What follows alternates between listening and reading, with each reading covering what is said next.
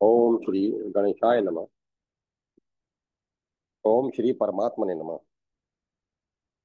श्री हनुमान अंक श्री हनुमान चरित अध्याय का शेष अंश मात्र चरणों में। दशग्रीव के प्राय सभी प्रमुख योद्धा समाप्त हो गए। विवशतः दशानन स्वयं युद्ध भूमि में आया। वह अद्भुत धीर वीर एवं प्रबल पराक्रमी था, किंतु उसे भी कपि पुंगव आंजनेय की वीरता की प्रशंसा करनी पड़ी। रावण ने भयानक युद्ध किया, किंतु श्री रघुनाथ जी के सम्मुख उसकी एक न चली। वह अमित सौंदर्य राशि त्रिलोक्य त्राता का दर्शन करता हुआ उन्हीं के पावनतम तीक्ष्ण शर की भेंट चढ़ गया। दशानन का निर्जीव शरीर भू लुंठित होते ही श्री राम और रावण के युद्ध की पूर्णाहुति हो गई। जय श्री राम। आनंद तिरेक से वानर भालू उछलने कूदने और परस्पर आलिंगन करने लगे। आकाश में देवगण प्रभु का स्तुवन करते हुए उन पर स्वर्गीय सुमनों की वृष्टि करने लगे। अंजने के भी हर्ष की सीमा नहीं थी। उस समय उनके हर्षाश्रु से भरे नेत्रों के सम्मुख निखिल भुवनेश्वरी माता सीता के अरुण अमल चरण कमल थे। उस समय भगवान श्री राम ने विभीषण, हनुमान, अंगद, सुग्रीव और जामवन आदि वीरों से उनकी प्रशंसा करते हुए कहा, आप लोगों के बाहुबल से आज मैंने रावण को मार दिया। आप सब लोगों की पवित्र कीर्ति जब तक सूर्य और चंद्रमा रहेंगे तब तक स्थिर रहेगी, और जो लोग मेरे सहित आप सबकी कली कलमश नाशनी त्रिलोक्य पावनी पवित्र कथा का कीर्तन करेंगे, वे परम पद को प्राप्त होंगे। उसी समय मृत रावण को देखकर मंदोदरी आदि रावण की पत्नियां पछाड़ खाकर गिर पड़ी और विलाप करने लगी। स्वयं विभीषण अपने भाई का शव देखकर शोक से व्याकुल हो गए। यह देखकर सुमित्रा नंदन ने उन्हें संसार की नश्वरता का वर्णन करते हुए प्रेम पूर्वक समझाया। उनके सदुपदेश से विभीषण के शोक और मोह का निवारण हो गया। वे लक्ष्मण जी के साथ प्रभु के समीप पहुंचे। प्रभु ने विभीषण को दुख से व्याकुल होकर विलाप करती हुई मंदोदरी आदि रानियों को समझाने और बंधु बांधवों सहित यथाशीघ्र दशानन का अंत्येष्टि संस्कार करने की आज्ञा दी। विभीषण ने पिता तुल्य बड़े भाई रावण का विधि पूर्वक अंतिम संस्कार कर उसे जलांजलि दी और फिर पृथ्वी पर सिर रखकर प्रणाम किया। उसके अनंतर उन्होंने मंदोदरी आदि रानियों को समझा बुझाकर राज सदन में भेज दिया और स्वयं प्रभु के समीप जाकर विनीत भाव से हाथ जोड़े खड़े हो गए। भगवान श्री राम ने विभीषण की प्रथम भेंट में ही उन्हें लंकाधीश बना दिया था, किंतु अब प्रभु के आदेशानुसार लक्ष्मण ने सुग्रीव, अंगद, हनुमान और जामवन आदि के सहित लंका में प्रवेश किया और वहां उन्होंने ब्राह्मणों के द्वारा मंत्र पाठ पूर्वक समुद्र के जल से भरे हुए स्वर्ण कलशों से विभीषण का मंगलमय अभिषेक किया। विभीषण लंका के अधीश्वर हुए। यह देखकर पवन पुत्र के हर्ष की सीमा न रही। सच तो यह है कि विभीषण को इस सुख सौभाग्य की प्राप्ति का मुख्य हेतु श्री हनुमान मिलन ही था। यह अहेतुक दया में पवन पुत्र की दयामयी दृष्टि का ही सुफल था। विभीषण लंका के संभ्रांत नागरिकों के साथ विविध प्रकार के बहुमूल्य उपहार लेकर लक्ष्मण सहित प्रभु के चरणों में पहुंचे। उपहार प्रभु के सम्मुख रखकर उसने उन्हें सादर दंडवत प्रणाम किया। उसको राज्य पद पर अभिषिक्त देखकर श्री रघुनाथ जी अत्यंत प्रसन्न थे। प्रभु ने देखा उनके सम्मुख पर्वताकार हनुमान जी हाथ जोड़कर विनीत भाव से खड़े हैं। श्री राघवेंद्र ने उनसे कहा, पवन कुमार, तुम मिथिलेश कुमारी के स्नेह भाजन हो, तुम महाराज विभीषण की आज्ञा प्राप्त करके लंका में प्रवेश करो और वहां सीता को रावण वध का समाचार सुना दो। साथ ही वानर राज सुग्रीव, युवराज अंगद, मेंद, द्विविद, नल, नील, जामवन, विभीषण तथा अन्य अन्य वीर वानर भालुओं के साथ मेरा और लक्ष्मण का कुशल समाचार बतला दो। जय श्री राम। हनुमान जी ने गर्जना की। हर्ष उनके हृदय में समा नहीं रहा था। जगजननी जानकी जी को उन्होंने वचन दिया था कि वह वचन रावण वध के साथ पूरा हो गया, किंतु यह कुशल समाचार, यह विजय संदेश, प्रभु के विरह विहिल में जलने वाली अनुपम सती पत्नी सीता को प्रभु का विजय संदेश, इससे अधिक सुख की वस्तु और क्या होगी। विभीषण के आदेशानुसार महावीर हनुमान जी के साथ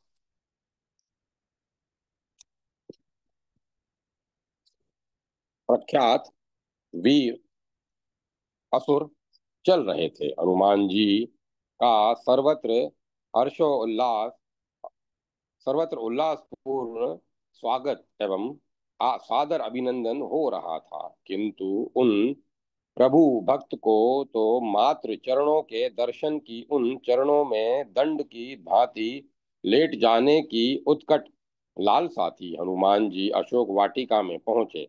माता सीता उसी अशोक तरु के नीचे राक्षसियों के से घिरी बैठी थी, जहां पहले पवन तनय ने उनका दर्शन किया था। उग्र वेग हनुमान जी दौड़े और माता कहते हुए उनके चरणों में लेट गए। हनुमान को देखते ही माता सीता का मुख हर्ष से खिल उठा।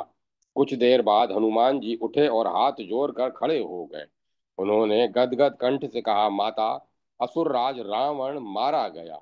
विभीषण ने लंका का राज्य पद प्राप्त कर लिया और श्री रामचंद्र जी, लक्ष्मण, सुग्रीव तथा वानर सेना सहित सकुशल हैं। जीवन सर्वस्व प्रभु का संदेश कितना सुखद था, उसे इसे वियोगिनी माता जानकी ही जानती थी। उनके आनंद की सीमा नहीं थी। हर्षातिरेक के कारण कुछ क्षण में तो वे बोल भी नहीं सकी। फिर उन्होंने कहा, वत्स हनुमान, इस संदेश के सदृश त्रिलोक की अन्य कोई वस्तु मुझे सुख नहीं दे सकती। इस अवसर पर मैं तुम्हें क्या दूं, मुझे नहीं सूझ रहा है। तुमने मेरा बड़ा उपकार किया है, मैं तुमसे कभी उर्ण नहीं हो सकती। विनीतात्मा हनुमान जी माता के चरणों में गिर पड़े। उन्होंने कहा, माता, मैं शत्रु के नष्ट होने पर स्वस्थ चित्त से विराजमान विजयशाली श्री राम का दर्शन करता हूँ। यह मेरे लिए नाना प्रकार की रत्न राशि और देव राज्य से भी बढ़कर है। और पुत्र तो माता से कभी उर्ण हो ही नहीं पाता। मैं आपके साथ परम प्रभु के चरणों की छां में पड़ा रहूं, मुझे आपकी सेवा का सुअवसर प्राप्त होता रहे, बस मेरी यही लालसा है, मेरी इतनी सी कामना है। मारुतात्मज की श्रद्धा भक्ति पूर्ण विनीत वाणी सुनकर जनक नंदिनी ने प्रसन्न होकर कहा, वीरवर, तुम्हारी वाणी उत्तम लक्षणों से संपन्न, माधुर्य गुण से भूषित तथा बुद्धि के आठ, सुनने की इच्छा, सुनना, ग्रहण करना, स्मरण रखना, ऊह, तर्क वितर्क, अपोह, सिद्धांत का निश्चय, अर्थ का ज्ञान होना तथा तत्व को समझना, ये आठ बुद्धि के गुण हैं। अंगों आठ गुणों से अलंकृत है। ऐसी वाणी केवल तुम ही बोल सकते हो। तुम वायु देवता के प्रशंसनीय पुत्र तथा परम धर्मात्मा हो। शारीरिक बल, शूरता, शास्त्र ज्ञान, मानसिक बल, पराक्रम, उत्तम दक्षता, तेज, क्षमा, धैर्य, स्थिरता, विनय तथा अन्य बहुत से सुंदर गुण केवल तुम्ही में एक साथ विद्यमान है, इसमें संशय नहीं है। अनिलात्मज की प्रशंसा करती हुई माता जानकी ने उन्हें दुर्लभतम आशीष दे दी। हे पुत्र, सुनो, समस्त सद्गुण तुम्हारे हृदय में बसे और हे हनुमान, लक्ष्मण जी के साथ कौशलपति प्रभु सदा तुम पर प्रसन्न रहें। निखिल भुवनेश्वरी ने जगदम्बा ने शुभाशीर्वाद जगदम्बा से शुभ आशीर्वाद प्राप्त कर हनुमान जी पुनः मातृ चरणों में गिर पड़े। कुछ क्षणों के उपरांत उन्होंने क्रूर दृष्टि वाले विकराल मुखी राक्षसियों को देखकर निवेदन किया, माता, इन विकराल विकट आकार वाली क्रूर और अत्यंत दारुण राक्षसियों ने आपको बड़ी पीड़ा पहुंचाई है। उन्हें देखकर मेरा खून खोल रहा है। आप कृपा पूर्वक आज्ञा प्रदान करें तो मैं इनके दांत तोड़ दूं, इनके नाक कान काट लूं और इनके बाल नोच कर मुक्कों और लातों से मार मार कर इनका कचूमर निकाल दूं। हनुमान जी की कठोर वाणी सुनकर सीता जी को निरंतर डराने धमकाने वाली रावण की दुष्ट दासियां अत्यंत भयभीत होकर विदेही के मुखारविंद की ओर देखने लगी।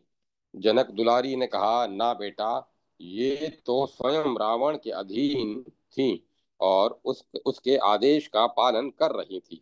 रावण की मृत्यु के बाद तो ये अत्यंत विनय पूर्वक मुझे प्रत्येक रीति से संतुष्ट करने का प्रयत्न कर रही हैं। मुझे तो अपने पूर्व कर्मों के कारण यह सारा दुख निश्चित रूप से भोगना ही था। इसीलिए यदि इन राक्षसियों का कुछ अपराध भी हो तो उसे मैं क्षमा करती हूँ। ये तो दया की पात्र हैं। दयामयी जग जननी हनुमान जी ने गदगद कंठ से कहा, ऐसे वचन मेरे परम प्रभु श्री राम की सहधर्मिणी ही बोल सकती है। फिर हनुमान जी ने निवेदन किया, माँ, अपनी ओर से आप मुझे कोई संदेश दें, अब मैं अपने स्वामी के पास जाऊंगा। अनुमदीश्वर दशग्रीव के परम धाम गमन के साथ ही लंका विजय का कार्य पूर्ण हो गया। फिर विभीषण के राज्याभिषेक के अनंतर श्री रघुनंदन अपनी सहधर्मिणी सीता, अनुज लक्ष्मण, पवन पुत्र हनुमान, वानर राज सुग्रीव, युवराज अंगद, महामतिमान जामवन आदि वानर भालुओं के साथ पुष्पक विमान पर आरूढ़ हो आकाश मार्ग से चलकर गंधमादन पर्वत पर उतरे। वहां परम सती विदेह नंदिनी सीता की अग्नि परीक्षा द्वारा शुद्धि की गई। उस समय महामुनि अगस्त्य जी के साथ दंडकारण्य निवासी ऋषि मुनियों ने गदगद कंठ से प्रभु की स्तुति की। श्री राघवेंद्र ने उन तपस्वी मुनियों के चरणों में श्रद्धा पूर्वक प्रणाम कर अत्यंत विनय के साथ निवेदन किया, तपस्वी ब्राह्मणों, मैं क्षत्रिय हूँ। दुष्टों का शासन करना मेरा धर्म है। इस कारण मैंने लंकाधिपति रावण का तथा इस उसके भाइयों और पुत्रों का ही नहीं, संपूर्ण पुलस्त्य कुल का संहार किया है। किंतु वह था तो ब्राह्मण ब्राह्मण कुलोत्पन्न ही, अतएव ब्राह्मण वध के पाप का प्रायश्चित क्या है, आप लोग कृपा पूर्वक विचार करके मुझे यह बताने का कष्ट करें। श्री रघुनंदन के वचन सुनकर मुनियों के मन में बड़ी प्रसन्नता हुई। उन्होंने कहा, मर्यादा पुरुषोत्तम श्री राम, आप यद्यपि स्वयं पर ब्रह्म परमेश्वर हैं, पाप नामक कोई वस्तु आपका स्पर्श भी नहीं कर सकती। आपने तो उन असुरों को मुक्ति प्रदान कर उनका परम मंगल ही किया है, किंतु मर्यादा पालन और मर्यादा रक्षा आपका धर्म है। अतएव आप यहाँ लोक संग्रह की दृष्टि से शिवलिंग की स्थापना करें। उस शिवलिंग की असीम महिमा होगी और वह आपके ही नाम से प्रख्यात होगा। उसके दर्शन एवं पूजन से मनुष्य तो परम पद प्राप्त करेंगे ही, रावण वध का दोष भी दूर हो जाएगा। लिंग स्थापना का पुण्यमय समय दो ही मुहूर्त में आने वाला है। अतएव उसी काल में प्रतिष्ठा करने की दृष्टि से श्री राघवेंद्र ने पवन कुमार को शिवलिंग लाने के लिए कैलाश पर्वत भेजा। परम पराक्रमी श्री राम भक्त हनुमान की प्रसन्नता की सीमा न रही। उन्होंने अपने आराध्य श्री राम के चरणों में प्रणाम किया और वायु वेग से उड़ चले। कैलाश पहुंचते ही उन्हें देर न लगी, किंतु वहां लिंग रूपधारी महादेव का दर्शन नहीं प्राप्त हुआ। तब ज्ञानी नाम अग्रगण्य हनुमान ने आशुतोष आशुतोष शिव को संतुष्ट कर उनसे शिवलिंग प्राप्त कर लिया और फिर विद्युत गति से लौट पड़े। उधर हनुमान जी के न पहुंचने से स्थापना का मुहूर्त व्यतीत होते देखकर तत्वदर्शी मुनियों ने धर्म पालक श्री रामचंद्र जी से कहा, रघुनंदन, पुण्य काल समाप्त होने वाला ही है, अतः वैदेही ने लीला पूर्वक जो बालू का शिवलिंग बनाया है, इस समय आप उसी की स्थापना कर दीजिए। मुनियों का आदेश प्राप्त होते ही भगवान श्री राम ने अपनी सहधर्मणी सीता तथा श्री ऋषियों के साथ मंगलाचरण प्रारंभ किया। उस समय ज्येष्ठ मास के शुक्ल पक्ष की दशमी तिथि और बुधवार दिन था। हस्त नक्षत्र के साथ गद करण एवं आनंद और व्यतिपात योग थे। कन्या राशि पर चंद्रमा तथा वृष राशि पर सूर्य विराजमान थे। ऐसे परम पुण्य में उपर्युक्त 10 योगों की उपस्थिति में गंधमादन पर्वत पर सेतु की सीमा में भगवान श्री राम ने लिंग रूपधारी पार्वती वल्लभ भगवान शिव की स्थापना की। उस समय उक्त लिंग में स्वयं सीता शिरोमणि पार्वती सहित शशांक शेखर कर्पूर गौर आशुतोष शिव प्रकट हो गए।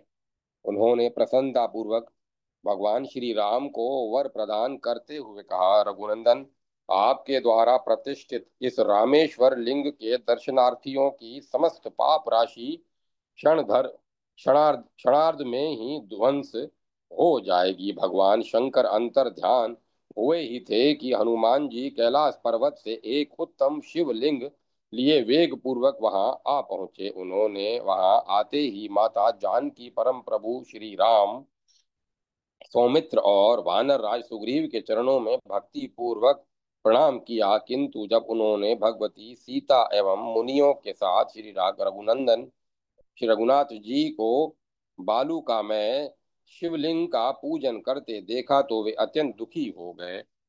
खिन्न मन उन्होंने श्री राघवेंद्र से कहा, प्रभु, आपके आदेशानुसार मैं वायु वेग से कैलाश पर्वत पर गया।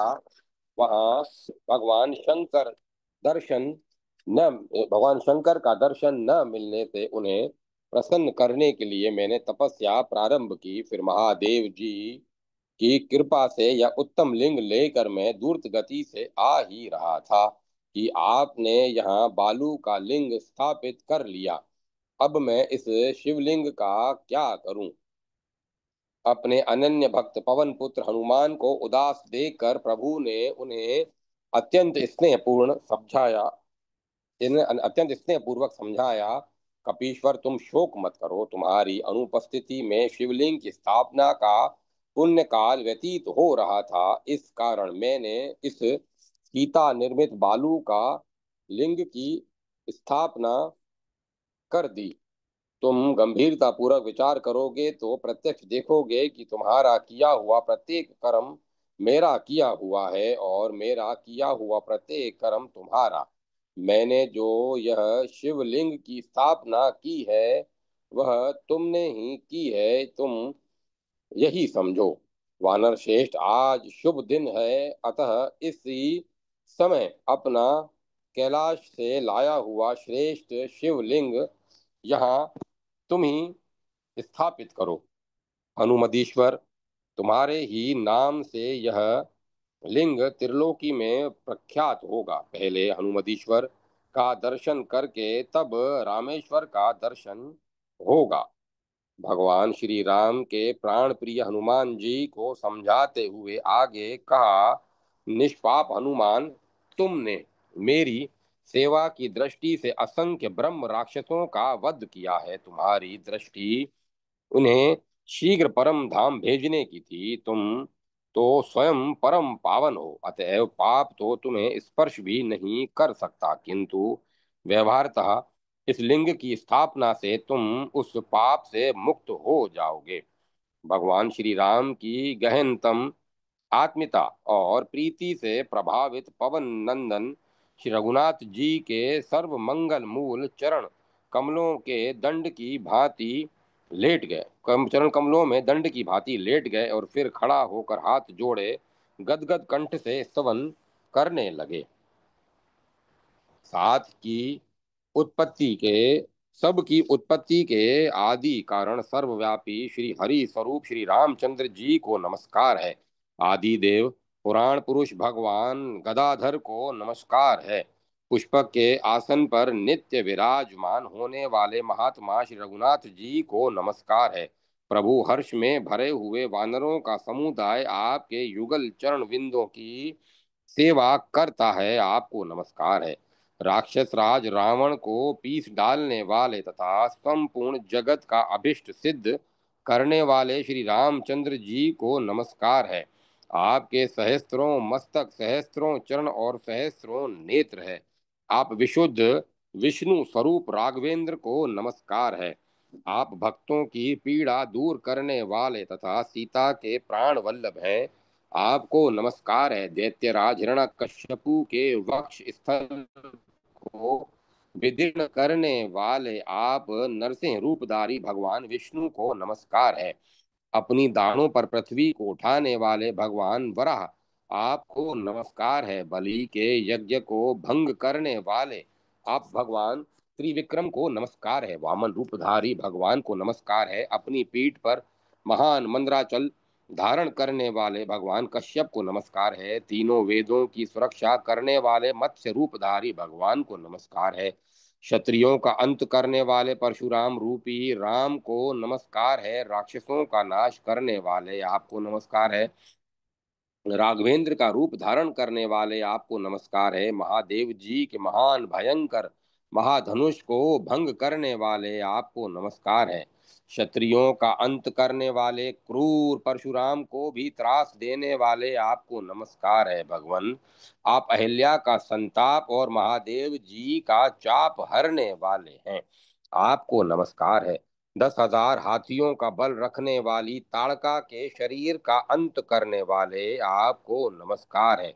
पत्थर के समान कठोर और चौड़ी वाली की छाती छेद डालने वाले आपको नमस्कार है। आप माया में मृग का नाश करने वाले तथा अज्ञान को हर लेने वाले हैं, आपको नमस्कार है।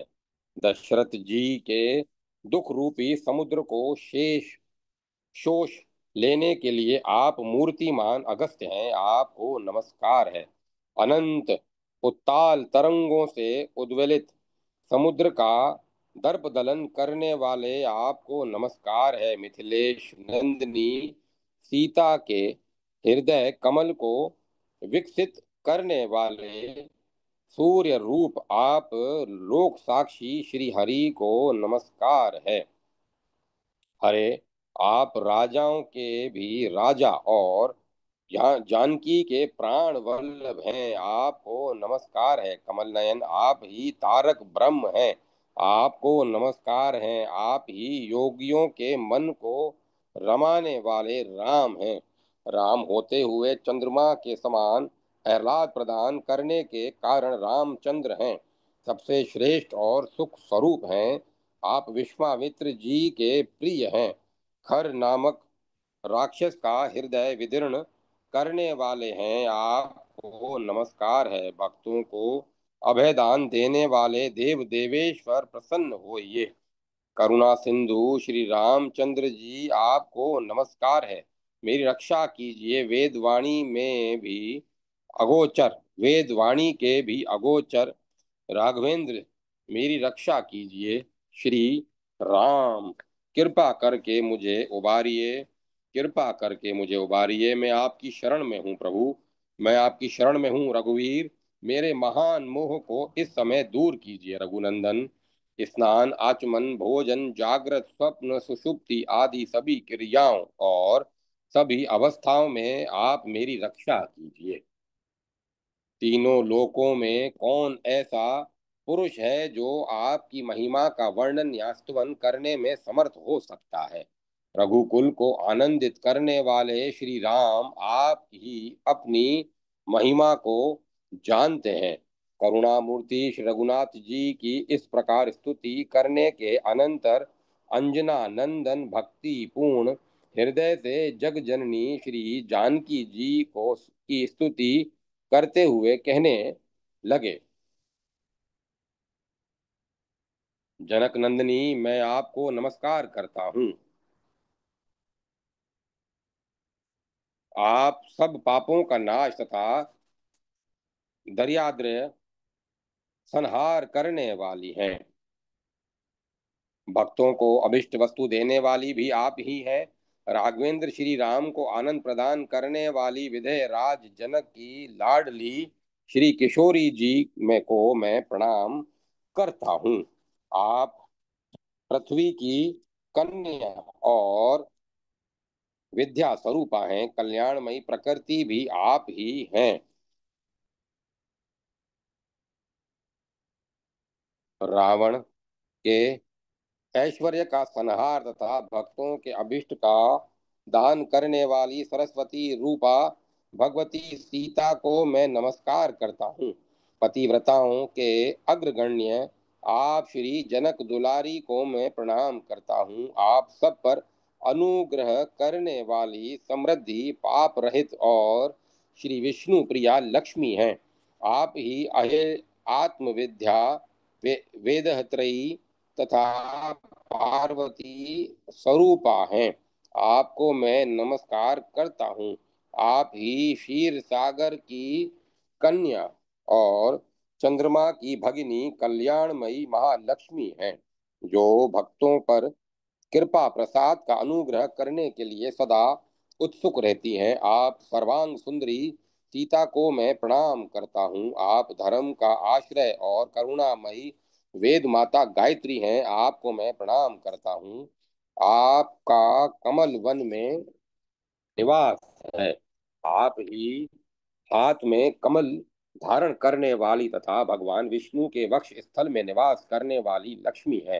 चंद्रमंडल में भी आपका निवास है। आप चंद्रमुखी सीता देवी को मैं नमस्कार करता हूँ। आप श्री रघुनंदन की आराधमयी शक्ति हैं, कल्याणमयी सिद्धि है और कल्याणकारिणी सती है। श्री रामचंद्र जी की परम प्रियतमा जगदम्बा जानकी को मैं प्रणाम करता हूँ। सर्वांग सुंदरी सीता का मैं अपने हृदय में सदैव चिंतन करता हूँ। जो मनुष्य वायुपुत्र हनुमान जी द्वारा वर्णित श्री राम और सीता के इस पाप नाशक स्तोत्र का प्रतिदिन पाठ करता है, वह सदा मनोवांछित महान ऐश्वर्य का उपभोग करता है। अनेक क्षेत्र धान्य दूध देने वाली गौएं, वायु आयु विद्या मनोरमा भार्या तथा श्रेष्ठ पुत्र प्राप्त करता है। ब्राह्मणों, इस स्तोत्र का एक बार भी पाठ करने वाला मनुष्य इन सब वस्तुओं को निस्संदेह प्राप्त कर लेता है। इसके पाठ से मनुष्य में नहीं पड़ता। इसके उसके ब्रह्म हत्या आदि बड़े बड़े पाप नष्ट हो जाते हैं। आप सब पापों से मुक्त हो देवासन होने पर मोक्ष पा लेता है। इसके बाद आंजनेय ने प्रभु के आदेश अनुसार श्री रामेश्वर के उत्तरी भाग में अपने द्वारा लाया हुआ शिवलिंग स्थापित कर दिया। आनंद रामायण के सार कांड की इस कथा से थोड़ी भिन्नता पाई जाती है। इसके अनुसार सेतु बंध के समय श्री राघवेंद्र ने हनुमान जी को काशी जाकर भगवान शंकर से एक उत्तम शिवलिंग मांगकर मुहूर्त मात्र में ले आने की आज्ञा दी। पवन नंदन तीर वेग से काशी पहुंचे और शिवजी से दो श्रेष्ठ लिंग मांगकर उसी वेग से लौट पड़े। उस समय उनके मन में कुछ गर्व भी आया। सर्वांत अंतर्यामी भक्तवत्सल प्रभु ने मुहूर्त बीतते देखकर बालू का शिवलिंग बनाकर सेतु के इस छोर पर स्थापित कर दिया। बालू के शिवलिंग की स्थापना का समाचार पवन कुमार को मार्ग में ही मिल गया था। इस कारण उन्होंने प्रभु के समीप आते ही क्रोध से पृथ्वी पर अपना पैर पटका। इससे उनके दोनों पैर धरती में धंस गए। अत्यंत शुद्ध होकर उन्होंने प्रभु से कहा, प्रभु आपने काशी में भगवान शिव से एक उत्तम शिवलिंग ले आने के लिए मुझे भेजा था। क्या यह आपको स्मरण नहीं था? आपने व्यर्थ ही मेरा उपहास किया। अब मैं इन दोनों शिवलिंग का क्या करूं? श्री रघुनाथ जी अत्यंत शांति पूर्वक हनुमान जी से कहा, कपे, अब यदि तुम मेरे द्वारा स्थापित बालू का मैं शिवलिंग को पूंछ से लपेट कर उखाड़ दो तो मैं तुम्हारे काशी से लाए हुए इस शिवलिंग को स्थापित कर दूं। हनुमान जी ने उक्त बालू के लिंग के ऊपरी भाग में पूंछ लपेट कर उसे जोर से हिलाया। उनके बार अनेक बार हिलाने पर भी जब वह टस से मस नहीं हुआ, तब महावीर हनुमान ने अपनी पूरी शक्ति लगाकर उसे खींचा। भगवान श्री राम के स्पर्श से उक्त प्रतिष्ठित शिवलिंग वज्र तुल्य हो गया था। महावीर की अमित शक्ति से वह बालू का लिंग तो टस से मस नहीं हो सका, किंतु हनुमान जी की पूंछ टूट गई और वे दूर पृथ्वी पर मुंह के बल गिरकर मूर्छित हो गए। यह दृश्य देखकर वहां समस्त वानर भालू हंस पड़े। कुछ क्षणोपरांत मूर्छा दूर हुई, पर साथ ही श्री राम भक्त हनुमान का गर्व भी नष्ट हो गया। उन्होंने अत्यंत विनय पूर्वक प्रभु की स्तुति करते हुए कहा, कृपा सिंधु श्री राम, मेरे द्वारा जो अपराध हुआ हो उसे आप क्षमा करें प्रभु। दया में श्री रामचंद्र जी के पवन नंदन श्री रामचंद्र जी ने पवन नंदन से कहा, हनुमान, तुम मेरे द्वारा स्थापित रामेश्वर शिवलिंग के उत्तर की ओर इस विश्वनाथ नामक लिंग को स्थापित कर दो। फिर भगवान श्री राम ने हनुमान जी के द्वारा स्थापित शिवलिंग को वरदान देते हुए कहा, हनुमान, तुम्हारे द्वारा स्थापित विश्वनाथ नामक उत्तम लिंग की पूजा किए बिना जो मनुष्य सेतु बंध रामेश्वर की पूजा करेंगे उसकी पूजा व्यर्थ हो जाएगी। इसके अनंतर प्रभु ने पवन कुमार से आगे कहा, मेरे लिए लाया हुआ विश्वनाथ शिवलिंग यहीं चुपचाप पड़ा रहने दो। यह लिंग दीर्घ काल तक पृथ्वी पर अपूजित ही रहेगा। विश्व में मैं स्वयं इसकी स्थापना करूंगा भविष्य में। इसके अनंतर प्रभु ने पवन कुमार से आगे कहा, मेरे लिए लाया हुआ विश्वनाथ शिवलिंग यहीं चुपचाप पड़ा रहने दो। यह लिंग दीर्घ काल तक पृथ्वी पर अपूजित ही